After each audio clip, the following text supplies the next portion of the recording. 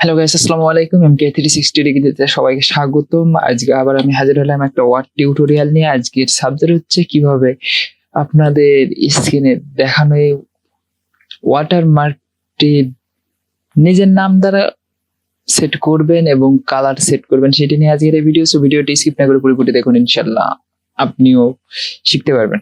আচ্ছা, একটা new page নিলাম।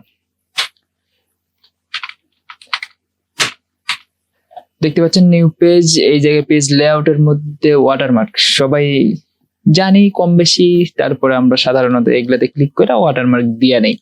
সেই ক্ষেত্রে কি হয়, এরকম একটা থাকে, নাম লিখবো কিভাবে সেটা অনেকে জানি না।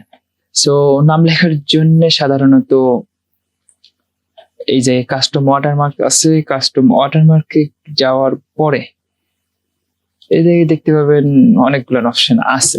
আচ্ছা, ওয়াটারমার্কটা কাইটা দেখে আপনাদের অ্যাপ্লাই যেহেতু আছে, ওয়াটারমার্ক কাইটা দিলাম। এখন কাস্টম ওয়াটারমার্কে যাওয়ার পরে এই জায়গায় দেখতে পাবেন টেক্সট ওয়াটারমার্কে এই জায়গায় ক্লিক করে দেবেন, তাহলে এই জায়গায় আনবে।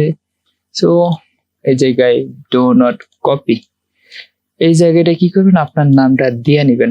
আচ্ছা, আমার নাম আমি দিয়ে নেই। আচ্ছা, এই জায়গায় লেখার ফন্ট আছে, লেখার ফন্ট আপনি ইচ্ছা মতো দিয়ে দিতে পারেন। আচ্ছা, আমি ওইটাই রেখে দিলাম। এই জায়গায় লেখার পোর্ট, যেটা লেখার সাইজ সেইটি আপনি সিলেক্ট করে দিবেন। আচ্ছা, আমি দিয়ে নিলাম। আর এই জায়গায় দেখতে পাচ্ছেন কালার, আপনার ওয়াটারমার্কটি কি কালার হবে সেইটি, এটা হচ্ছে কালার। আচ্ছা, কালার একটা সিলেক্ট করে দিলাম, ওকেতে দিয়ে দিলাম। দেখতে পাচ্ছেন অনেক সুন্দরভাবে একটা ওয়াটারমার্ক অ্যাপ্লাই হয়ে গেল। ভিডিওটা ভালো লেগে থাকলে একটা লাইক, একটা কমেন্ট, একটা শেয়ার করবেন এবং চ্যানেলটিকে সাবস্ক্রাইব করে রাখবেন এরকম আরো ভিডিও পাওয়ার জন্য। ধন্যবাদ।